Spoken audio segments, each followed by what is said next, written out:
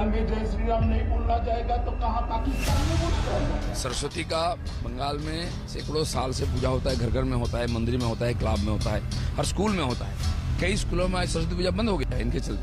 दुर्गा पूजा भी ममता जी नहीं करने देता, और दुर्गा पूजा नहीं करने देता तो 28,000 का आपको 50,000 रुपया ऐसे मिलते। ये तो दबाव आया भाजपा का कि दीदी सालों के बाद सरस्वती पूजन करती हुई दिखाई पड़ी है। मुझे तो बहुत अच्छा लगा।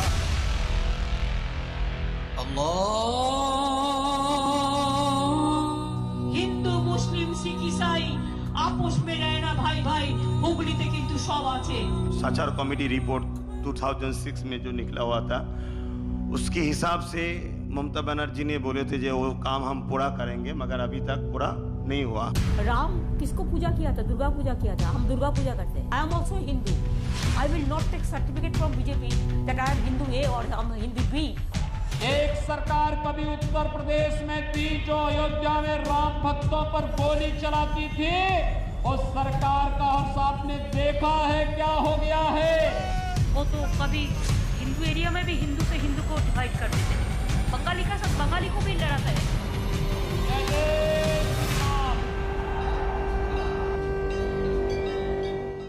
नमस्कार, मैं हूँ श्वेता सिंह और आप देख रहे हैं आज तक।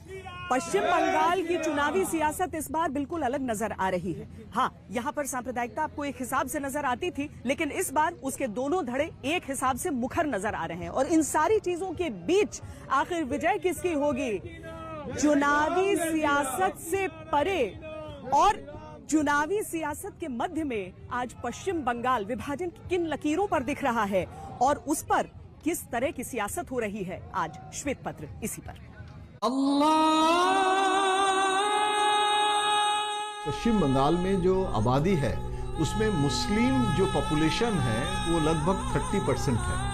तो ये जो पॉपुलेशन, ये जो आबादी, ये हर समय, हर साल, हर चुनाव में एक फैक्टर होती है, क्योंकि ध्रुवीकरण की राजनीति उसी जगह सफल होती है जहां मुस्लिम पॉपुलेशन है। 2011 की जनगणना ने पश्चिम बंगाल में मुसलमानों की आबादी 27% दर्ज की थी। कुल आबादी में मुसलमानों की संख्या के हिसाब से पश्चिम बंगाल देश में चौथे नंबर पर है, लेकिन पहले 3 राज्य लक्षद्वीप, जम्मू कश्मीर और असम की कुल मुस्लिम आबादी को जोड़ भी दिया जाए तब भी पश्चिम बंगाल के 2,46,00,000 मुसलमान उन राज्यों से 50 लाख ज्यादा बैठते हैं। यही कारण है कि पश्चिम बंगाल की सियासत में ये वोट हमेशा अहम रहे।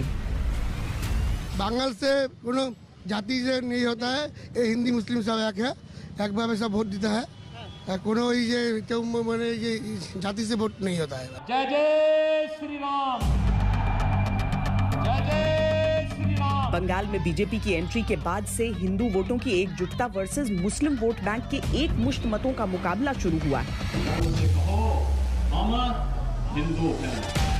पर इन विधानसभा चुनावों में क्या बीजेपी हिंदू वोट बैंक को एकजुट करके बाजी मार ले जाएगी? क्या ममता बनर्जी मुस्लिम वोट बैंक को एकजुट रख के सत्ता की हैट्रिक लगाएंगी? क्या अब्बास सिद्दीकी और ओवैसी जैसे फैक्टर मुस्लिम वोट बैंक को तोड़ जाएंगे?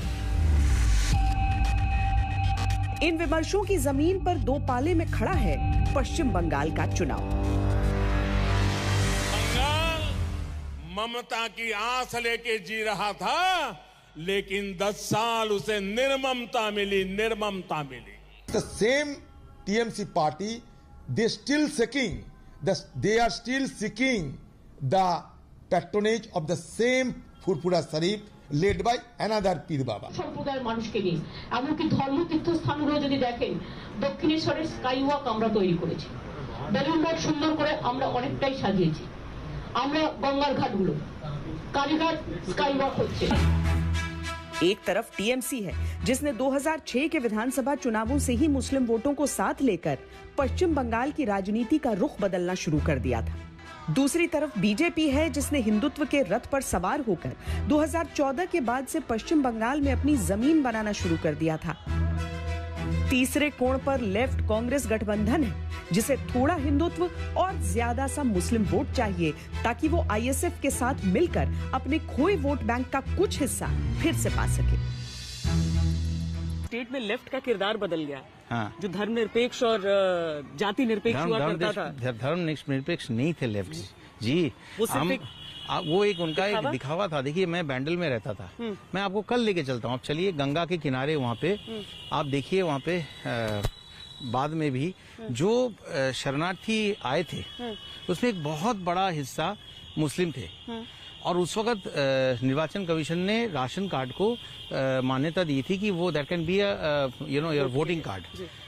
एकदम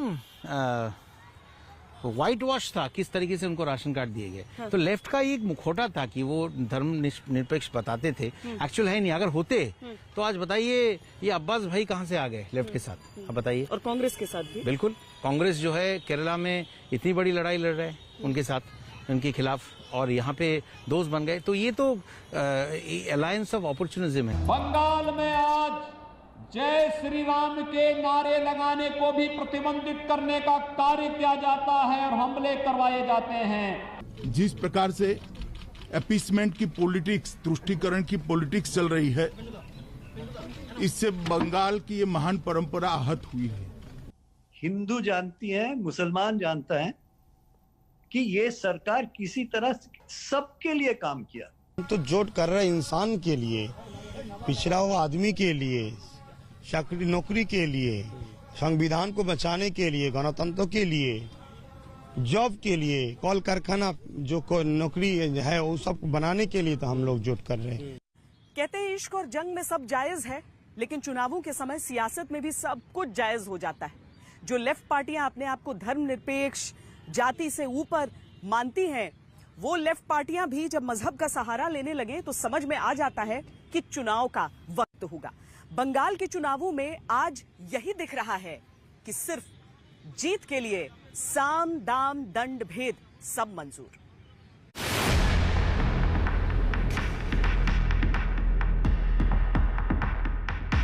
पश्चिम बंगाल के चुनावी धर्म कांटे पर कई वजनी किरदार अपने अपने पलड़े में रखे हैं, लेकिन पीरजादा, मजलिस और जमीयत की बदली सियासत ने वजन के गणित को बिगाड़ दिया।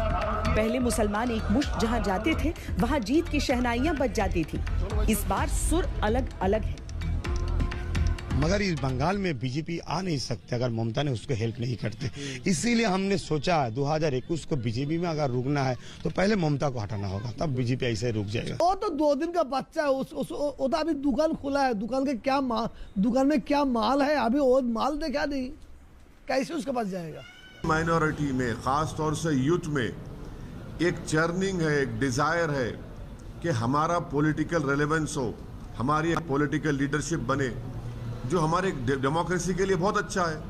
एक जो आपका वोट बैंक डेंट करने की कोशिश हो रही है वो मुस्लिम वोट बैंक के बारे में पूछना चाहता हूं, क्योंकि असुद्दीन ओवैसी ने बिहार में क्यों इसका नाम करते हैं, पॉपुलर करते हैं आपको टीवी में बोल के नाम क्यों लेते हैं? यहाँ पे आना चाहते हैं वो? आने चाहते हैं, आने चाहते तो खाने दीजिए ना, खाने दीजिए, आने दीजिए, बैठने दीजिए, रहने दीजिए, कोई बात नहीं है। लेकिन ये सब लोगों को नाम करके आप लोग पॉपुलैरिटी बना देता है। Negative publicity is also a positive publicity sometimes. आप हमको जितना भी गाली दो, लेकिन हमको आपको दिखाना है, यही बात है। एक वो फुरफुरा शरीफ वालों ने अब्बास सिद्दीकी ने उन्होंने उसको, वो एक लड़का है फुरफुरा शरीफ के, जितना भी लीडर है, धार्मिक लीडर है, सब हमारा साथ है। तो आपको सेकुलरिज्म का साथ में है। जो आपका वोट बैंक है, आपको चिंता है कि वो स्प्लिट हो सकता है? हमारा वोट बैंक कभी स्प्लिट नहीं होगा, जुड़ेगा। ये घोषित 27% मुस्लिम वोट बैंक के वो झंडाबरदार हुआ करते थे जिनके एकजुट समर्थन से 20 साल कांग्रेस ने शासन किया, 34 साल लेफ्ट की सरकार रही और 10 साल से ममता बनर्जी शासन कर रही। ইফতারে যাচ্ছি, আপনারাও আসবেন। আমি তো মুসলিমদের তোষণ করি, 100 বার যাব। যে গরু উঠতে তার লাথি খাওয়া উচিত। 2019 के आम चुनावों में दीदी को 70% मुस्लिम वोट एक मुश्त मिला था, जो 2014 के 40% मुस्लिम वोट्स के मुकाबले 30% अधिक था। इसके चलते तृणमूल पश्चिम बंगाल में 22 सीटों के साथ अपने सम्मान को बचा पाने में कामयाब हो पाई थी। 100 से ज्यादा विधानसभा सीटों पर मुस्लिम मत असर डालने की ताकत रखता है। ममता बनर्जी के साथ मुस्लिम एक वोट बैंक बनकर इस बार भी साथ रहेंगे, ये बड़ा सवाल है। फिलहाल ममता बनर्जी की टीम के खिलाड़ी बंटे दिख रहे हैं और सामने वाली टीम ये समझ रही है।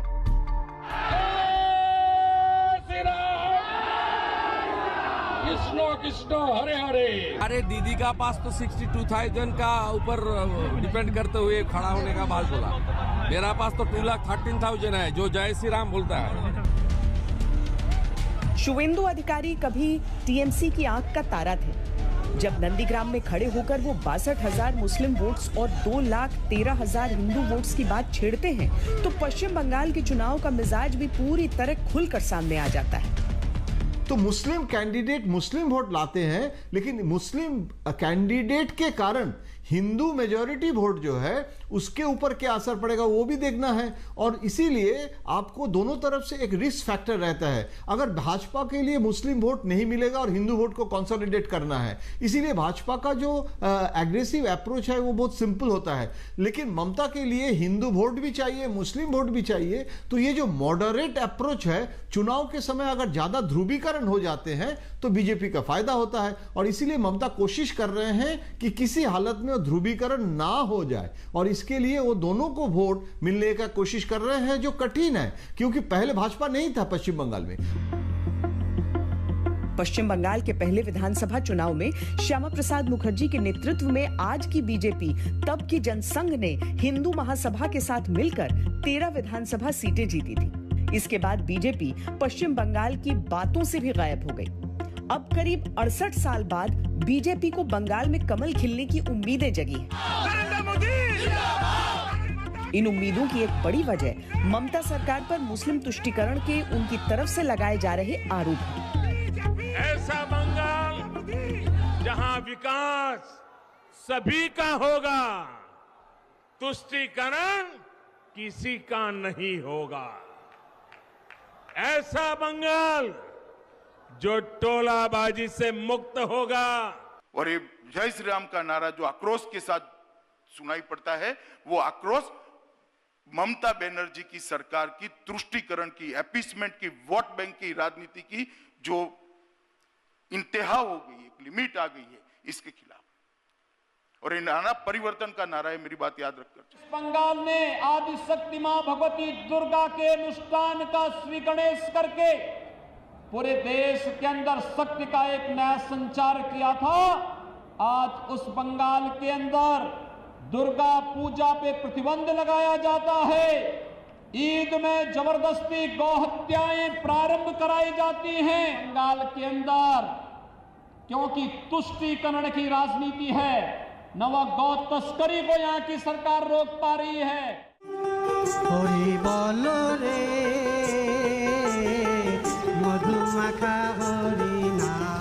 पश्चिम बंगाल को भले देश की बौद्धिक राजधानी का खिताब मिलता रहा हो, लेकिन सांप्रदायिक पृष्ठभूमि पर इसका अतीत वर्तमान सब रक्त रंजित होता रहा है। जनता के सामने फिर से ये बड़ा सवाल होगा कि वो वोट किस मुद्दे पर देंगे। सालों में जो भी बंगाल में जो भी उन्नयन हुआ है उस मुद्दे को हम जरूर में ध्यान में रखेंगे, और एजुकेशन सेक्टर और हेल्थ सेक्टर में जो भी डेवलपमेंट हुआ है उस मुद्दे को भी हम ध्यान में रखेंगे। इस बार हमारा जो वेस्ट बंगाल गवर्नमेंट का जो प्रोजेक्ट है, ममता बनर्जी जो प्रोजेक्ट हम लोगों को दिया है, प्राय 58 से ऊपर प्रोजेक्ट हम लोगों को दिया है, उनसे विचार करके हम वोट देंगे। बेरोजगारी और महंगाई, ये दो मुख्य बिंदु पर ध्यान में रखते हुए मतलब वोट देंगे। कोलकाता के ब्रिगेड परेड ग्राउंड से प्रधानमंत्री नरेंद्र मोदी की इस रैली का महत्व बड़ा है। यहाँ से निकलने वाले संदेशों की जो आवाज है वो दूर दूर तक जाएगी। दरअसल अभी तक अल्पसंख्यक हितों की बात होती थी, लेकिन जब हिंदू हितों की बात करने की बारी आती है तो प्रधानमंत्री नरेंद्र मोदी की ओर सब टकटकी लगाए हुए देखेंगे। बांग्लादेश का दौरा भी वो करने वाले हैं, और इसमें वोट साधने का क्या संकेत छिपा है वो भी आपको दिखाते हैं।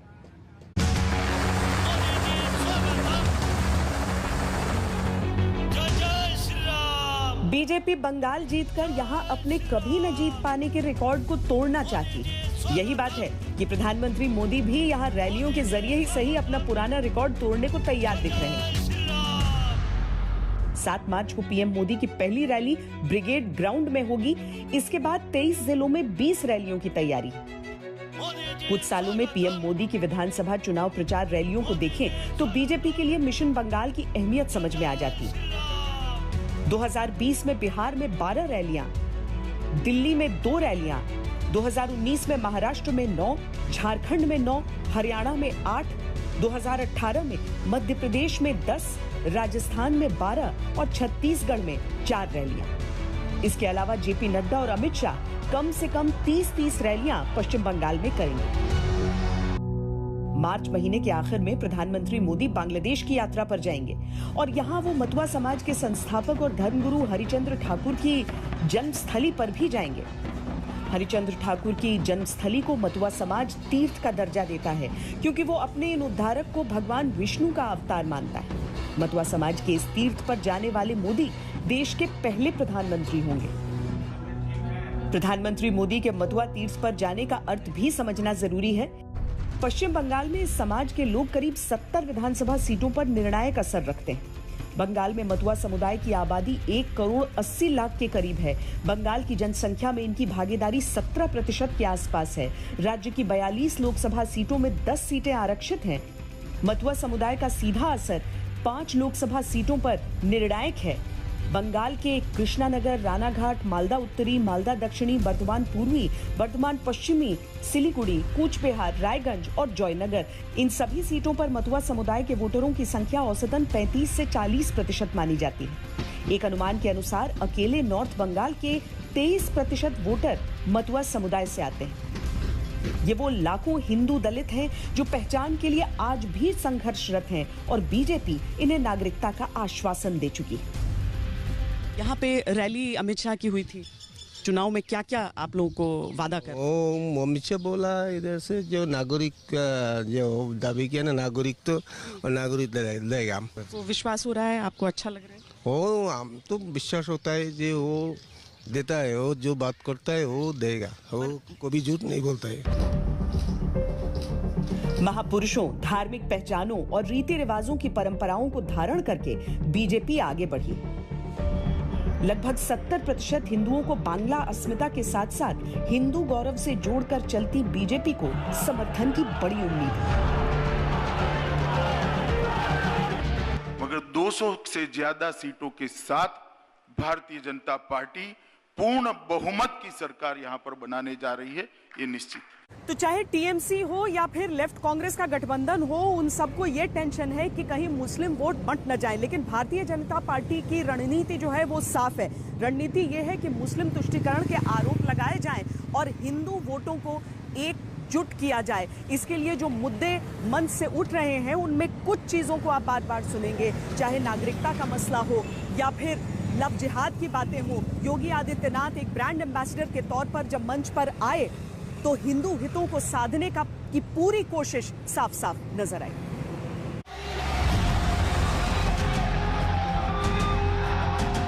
योगी आदित्यनाथ की पहली रैली मालदा में थी। मालदा यानी 51.27% मुस्लिम आबादी वाला जिला। हिंदू आबादी यहाँ 48% है। योगी आदित्यनाथ ने यहाँ से बीजेपी के चुनाव प्रचार का शंखनाद किया। लेकिन याद रखना, भारत की जनता राम के बगैर कोई काम नहीं करती है। जब आपस में मिलती है तो राम राम कहती है। जो बात अमित शाह ने पूरे पश्चिम बंगाल अभियान के दौरान कही, नारा लगाया बांग्लादेशी घुसपैठियों को बाहर, वो बात योगी आदित्यनाथ ने भी अपने अंदाज में कही। सत्ता प्रायोजित हिंसा क्यों? यहां पर एक तरफ पीड़ित और प्रताड़ित मानवता को शरण देने की जब बात की जाती है तो यहाँ की सरकार विरोध करती है, लेकिन जब घुसपैठियों को बाहर करने की बात होती है यहाँ की सरकार तिलमिला जाती है। अगर बीजेपी के प्रचार को सिर्फ घुसपैठियों के मुद्दे पर ही समझने की कोशिश की जाए तो ये स्पष्ट है कि ये सीधे सीएए से जुड़ता है।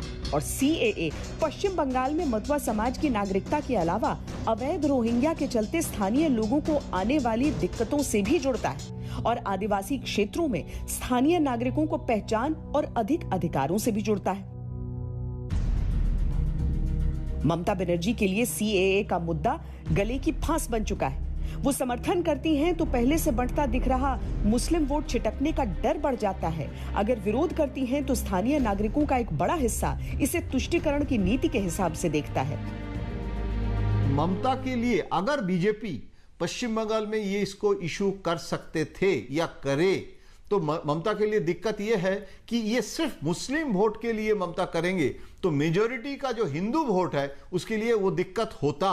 लेकिन अभी तक बीजेपी इसको मेन एजेंडा जो है कैंपेन का नहीं किया, उससे ज्यादा इंपॉर्टेंट एजेंडा बना दिया हिंदुत्व और बंगाली अस्मिता और खासकर बंगाल का डेवलपमेंट।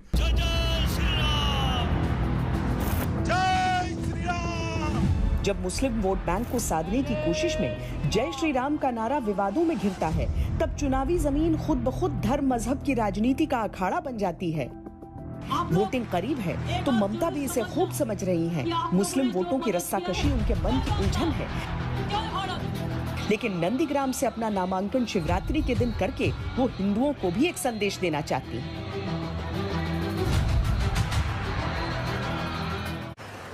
बंगाल की राजनीति अभी तक एक दिशा में चला करती थी, लेकिन भारतीय जनता पार्टी की एंट्री के बाद से और इस संजीदगी के बाद से मामला थोड़ा सा बदल गया है और इन सारी चीजों के बीच मुस्लिम मतों को लेकर भी थोड़ा सा कंफ्यूजन हो गया है। दिखाएंगे इस ब्रेक के बाद, आप देखते रहिए श्वेत पत्र। किसी भी समुदाय में अगर वोट बैंक बनने की गुंजाइश होती है तो राजनीतिक पार्टियां उस नजर से देखती है। मुस्लिम वोट बैंक का इस्तेमाल पश्चिम बंगाल की राजनीति में जिस तरीके से किया गया है, आज परिस्थितियां ये हैं कि अगर आप अलग अलग जिलों के हिसाब से या सीटों के हिसाब से भी देखें तो कई ऐसी सीटें हो जाती हैं जो मुस्लिम वोट के ऊपर आधारित हो जाती हैं और इसीलिए विधानसभा में पहुंचने का सीधा सीधा रास्ता नजर आ जाता है। अब परिस्थिति ये है कि मुस्लिम वोट क्या बटेंगे? बीजेपी को उम्मीद है कि हाँ, और ममता बनर्जी कोशिश कर रही हैं कि इन्हें बिखरने नहीं दें।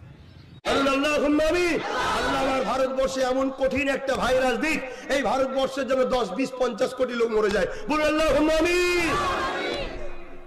কি রে বাবা, ভুল দোয়া করলাম নাকি?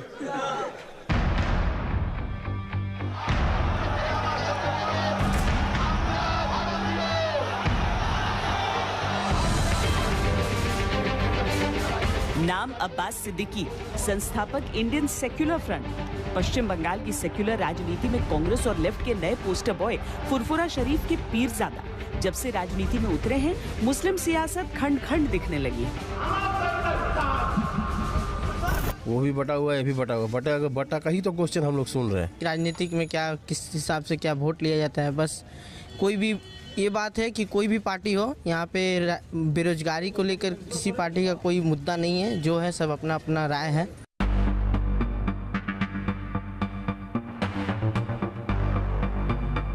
अब्बास के आने से सबसे पहली दरार उनके खुद के कुनबे में पड़ी है। मुस्लिम समाज में बड़ी पहचान रखने वाले अब्बास सिद्दीकी के चाचा तोहा सिद्दीकी इसे गैर जरूरी और सियासत में सीधे उतरने को मजहबी मान्यताओं के खिलाफ समझते हैं। अब्बास ने नॉलेज सिटी बनाने के नाम पर लोगों से काफी रुपए उठाए, जिससे ध्यान हटाने के लिए राजनीति की बात कर रहे हैं। फुरफुरा शरीफ परिवार में पहली बार कोई चुनावी राजनीति में खुल्लम खुल्ला उतरा है। ममता सरकार के कद्दावर मंत्री और जमीयत उलेमाए हिंद के नेता सिद्दीकुल्ला चौधरी तो अब्बास सिद्दीकी से बहुत खफा हैं। हिंदू मुसलमानेर विभाजनेर भोटेर कट्टर भावे आमरा बिरोधी। এই বিভাজন বাংলার জন্য বিপদ।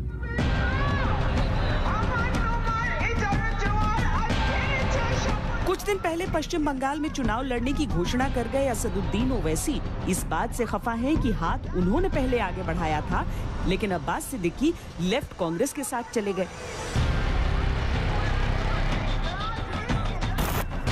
एक शायर का शेर है, मैं अकेला ही चला था जानिबे मंजिल, लोग आते गए कारवां बनता गया।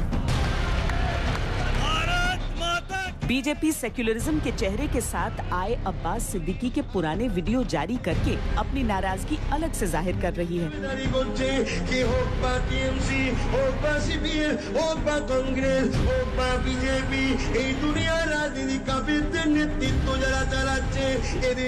ममता की सियासत की एक तरफ पीरजादा की बेवफाई है, दूसरी तरफ ओवैसी की मजलिस है, हाथ में और साथ में जमीयत का भरोसा है। जमीयत उलेमाए हिंद का भी पश्चिम बंगाल के मुसलमानों पर अच्छा प्रभाव है। जमीयत 1919 में बना एक गैर राजनीतिक संगठन है, लेकिन इसके कई सदस्य राजनीति में सक्रिय हैं। जमीयत का असर हुगली, दक्षिण 24 परगना, उत्तरी 24 परगना की लगभग 80 सीटों पर है। ये समर्थन वोटों में कितना बदलेगा, ये कौन जाने। वो जो मुस्लिम, वो तो मुस्लिम का देखभाल करती है, इसलिए ममता दीदी का जो मुस्लिम वोट, पॉकेट वोट बोलता है ना, वो तो सब फिर ज्यादा कर चल जाएगा। हमारा तो 30% वोट है मुस्लिम। अच्छा। हाँ, इस तो 25% वोट तो आपस ही चल जाएगा। ये 30% वोट जो है उसका जो दूध दे रहा है, जो दूधिला गाय है, उसका लात खाना जरूरी है, तो ये तुष्टिकरण तो है। आधा 70% वोट को मायने नहीं दे रहा है। हम तो देख रहे हैं कि जनगण जिसका तरफ ईर हो रहा है उसी तरफ का सत्ता आने वाला है।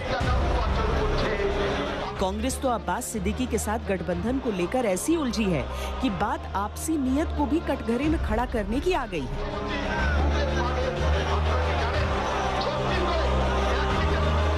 नतीजा क्या निकला? नतीजा ये हुआ कि बंगाल में धर्मनिरपेक्ष जो पार्टियां थे, जैसे कांग्रेस पार्टी, लेफ्ट पार्टी, इनको तो कमजोर अब जरूर कर दिए हैं। इनको तो अब खत्म करने की कोई कसर नहीं छोड़े रखे हैं। लेकिन इसके बदले क्या हुआ? इसके बदले यही हुआ कि बंगाल में जो सांप्रदायिक बीजेपी पार्टी, सांप्रदायिक बीजेपी पार्टी को दबदबा बढ़ने लगी। ये आज की बात नहीं है। पश्चिम बंगाल में जब भी ममता बनर्जी के सामने जय श्री राम का नारा लगता है तो वो इस बात को लेकर थोड़ा नाराज जरूर हो जाती हैं। हालांकि उन्होंने अपनी तरफ से बहुत सारी बातें कही हैं, बहुत बार स्पष्टीकरण दिया है कि वो दरअसल इस नारे से नाराज नहीं होती हैं, बल्कि उसकी मंशा से नाराज होती हैं। लेकिन इन सारी चीजों के बीच पश्चिम बंगाल की सियासत का वो कोण जरूर स्पष्ट होता जाता है। मोस्ट अनफॉर्चुनेट, बंगाल में कभी एक कास्टिज्म पॉलिटिक्स कभी हुआ ही नहीं, लेकिन अभी बीजेपी इसको शुरुआत किया है और वो हर जगह में जाते हैं और जाके कास्ट का साथ कास्टिज्म करते हैं, कास्ट का साथ कास्ट को लगा देता है। पहले तो धर्म को लेके किया है, हर धर्म को तो एक साथ में लेके चलते नहीं है।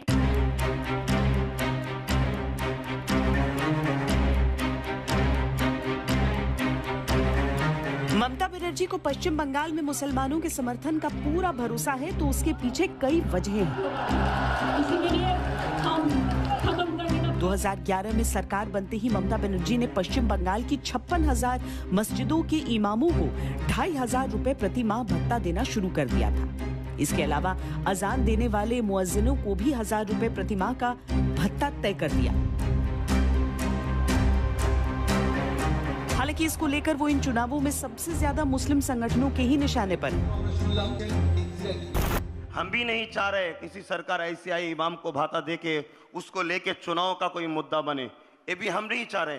फिर भी हम बोल रहे हैं इमाम का जो भाता दे रहे वो तो मुस्लिम पर्सनल पार्टी से दे रहे हैं, औकाफ स्टेट से दे रहे हैं, वो तो कोई राजकोट से नहीं दे रहे हैं। फिर भी ममता बनर्जी को पहले बोलना चाहिए था। अगर पहले बोल देते इतना डिवाइड नहीं होते। अगर कोई भी धर्म गुरु को राजकोट से भाता दे, ये मेरे संविधान की शायद बेखिलाफ होगा। सवाल उठता है कि बीजेपी ममता की जिन नीतियों को मुस्लिम तुष्टीकरण से जोड़ती है, ममता उस पर क्यों डटे रहना चाहती? सवाल ये भी उठता है कि मुस्लिम परस्ती के जिन आरोपों के चलते 2019 लोकसभा चुनावों में बीजेपी ने उन्हें जबरदस्त झटका दिया, वो राजनीति उनकी मजबूरी क्यों है?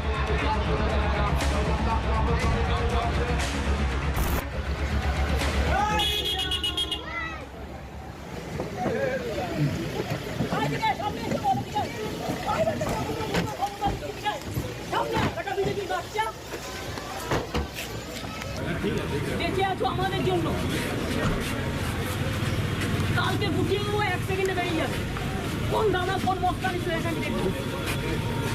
খাচ্ছো দাচ্ছো জমিদারি করছো, বাংলা তো গাড়ির সাথে এসে হামলা, যে হামলা গুটিয়ে ছেড়ো 5 মিনিট নাম নিয়ে নাও তো। এখানে যে ছেলেগুলো করছিল এই জায়গাটার নাম নাও, পুরো নাকা চেকিং হবে, বাড়ি টু বাড়ি হবে, দেখে নাও তো জায়গাটার नाम নাও। इसके अलावा जब ममता बनर्जी पर सरस्वती पूजा या दुर्गा विसर्जन को लेकर बीजेपी आरोप लगाती है, तो वो जानती हैं कि इस तरह से पश्चिम बंगाल में उनकी छवि एकमात्र उस कद्दावर नेता की बनती है जिस पर मुसलमान भरोसा कर सकते हैं।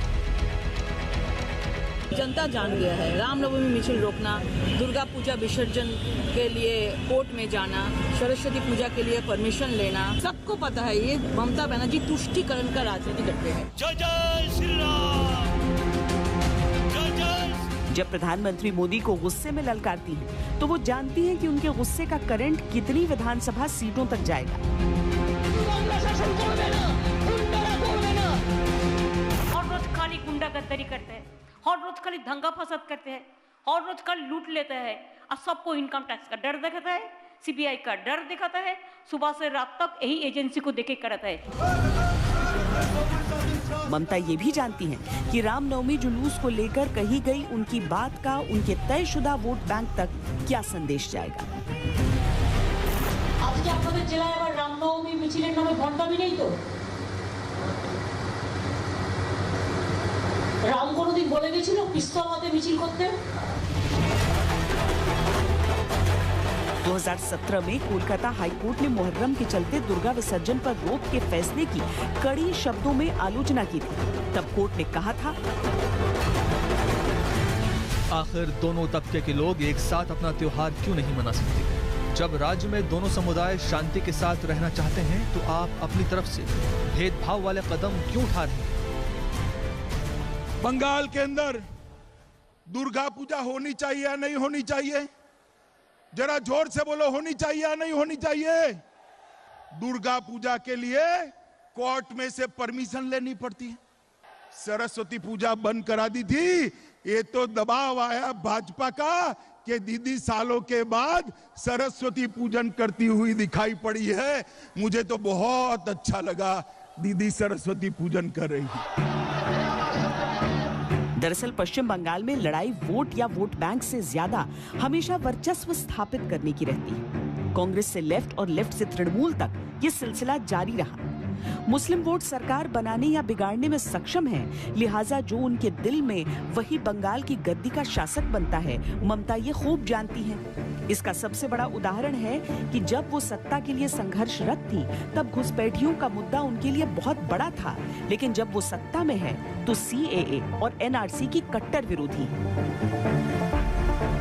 ये रिश्ता क्या कहलाता है, बीजेपी इस सवाल के जरिए गैर मुस्लिम वोटों को साध रही है। आपने जो रैलियां की उसमें CAA का भी जिक्र आया और बंगाल को लेकर CAA का मामला हमेशा से तूल पकड़ता रहा, तनाव उसमें बढ़ता रहा, क्योंकि ममता बनर्जी ने कहा कि हम तो नहीं होने देंगे। और आपने आज एक बार फिर भाई अब उनको करना भी नहीं है, हमें करना है बाद में, अप्रैल के बाद उनको नहीं करना है। आप मेरी बात समझ रहे हो ना? मैं समझ रहा हूं। सरकार बदल जाएगी, अब उनको कहां करना है? देखिए, देश की पार्लियामेंट में बनाया हुआ कानून है और इसका इम्प्लीमेंटेशन होना है और शरणार्थियों को नागरिकता मिलनी है। सिटीजनशिप अमेंडमेंट एक्ट के इशू को आप इस इलेक्शन में कैसे देखती हैं? बीजेपी के प्रेसिडेंट कहते हैं हमको पता नहीं है आज क्या बोला है। उन्होंने कुछ बोला है कि वैक्सीनेशन का बाद होगा। कौन वैक्सीनेशन का बाद? इलेक्शन वैक्सीनेशन का बाद। मुद्दे अपनी जगह हैं, राजनीतिक कोशिशें अपनी जगह हैं, लेकिन सत्ता की असली चाबी पश्चिम बंगाल की जनता के हाथों में।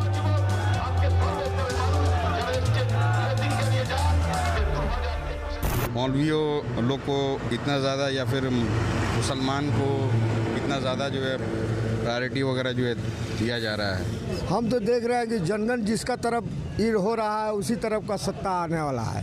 राजनीति में ये नहीं देखे थे कि हिंदू मुस्लिम बोल के कुछ होता था, किंतु ये पीछे 5 साल से, बीते 5 साल से, 10 साल से नहीं बोल सकते, बीते 5 साल से हिंदू मुस्लिम की तो राजनीति हो ही रही कि जय श्री राम का जो नारा है वो हम लोग का हिंदू का है, हर हिंदू देना चाहेगा। सारी पार्टियां एक दूसरे की तरफ भले ही उंगलियां उठाती रहें, लेकिन ये जानना भी अहम है कि पश्चिम बंगाल का इतिहास क्या रहा है और सांप्रदायिकता की जगह उसमें कहां रही। दिखाएंगे इस ब्रेक के बाद, देखते रहिए आज तक। पश्चिम बंगाल को देश की बौद्धिक राजधानी माना जाता है, सांस्कृतिक राजधानी माना जाता है, लेकिन जब हिंदुस्तान का बंटवारा हुआ था और ईस्ट पाकिस्तान कटकर अलग हुआ था, तब सांप्रदायिकता की कैसे लकीरें खींची गई थी। क्या है सांप्रदायिकता का यहाँ पर इतिहास, दिखाते हैं। 16 अगस्त 1946 पश्चिम बंगाल के इतिहास में कोलकाता किलिंग्स के नाम से दर्ज है। पाकिस्तान की मांग को लेकर पश्चिम बंगाल में डायरेक्ट एक्शन की जिम्मेदारी तब के मुस्लिम लीग नेता हुसैन सोहरावर्दी ने संभाली। हजारों लोग कत्ल हुए। इस कत्लेआम ने 1947 में देश विभाजन की नींव रखी। बंगाल ने उससे पहले नुआखाली में भीषण हिंदू मुस्लिम दंगा देखा। सांप्रदायिक दंगों की नींव पर जिस बंगाल का जन्म हुआ, वहां से भद्रलोक यानी पढ़े लिखे, साफ दिखने बोलने वाले राजनीति का उदय हुआ। लेकिन मुस्लिम वोट बैंक की राजनीति इसके साथ हमेशा समर्थन या विरोध के रूप में जुड़ी रही। मुस्लिम कैंडिडेट मुस्लिम वोट लाते हैं, लेकिन मुस्लिम कैंडिडेट के कारण हिंदू मेजॉरिटी वोट जो है उसके ऊपर क्या असर पड़ेगा वो भी देखना है। और इसीलिए आपको दोनों तरफ से एक रिस्क फैक्टर रहता है। अगर भाजपा के लिए मुस्लिम वोट नहीं मिलेगा और हिंदू वोट को कंसोलिडेट करना है, इसीलिए भाजपा का जो एग्रेसिव अप्रोच है वो बहुत सिंपल होता है।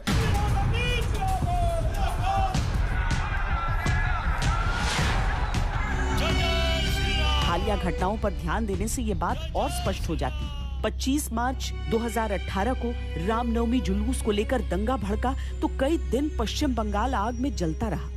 26 मार्च को रानीगंज में दंगे भड़के और भयंकर बमबारी हुई, यहां तक कि डीएसपी का हाथ उड़ गया। 27 मार्च 2018 को आसनसोल में इतनी भयानक तरह से दंगे भड़के कि केंद्र सरकार ने राज्य सरकार से तुरंत रिपोर्ट मांगी। 2020 में तो कोरोना के समय में भी मालदा और हुगली जिलों में सांप्रदायिक रंग देखने को मिला। 2017 में टीपू सुल्तान मस्जिद के मौलाना बरकती को शाही इमाम का पद और लाल बत्ती दे दी गई, तब जबकि वो लगातार प्रधानमंत्री और देश विरोधी फतवों की पॉलिटिक्स करते रहे। सिद्दीकुल्ला चौधरी उस रास्ते को जाम कर सकते हैं जिससे होकर पश्चिम बंगाल के एक इलाके में कोरोना वैक्सीन जा रही है।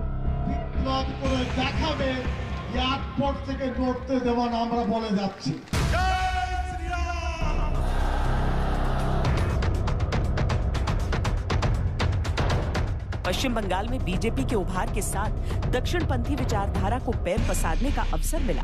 यही कारण है कि इन चुनावों में दो विचारधाराओं का भीषण टकराव देखने के लिए मिल रहा है।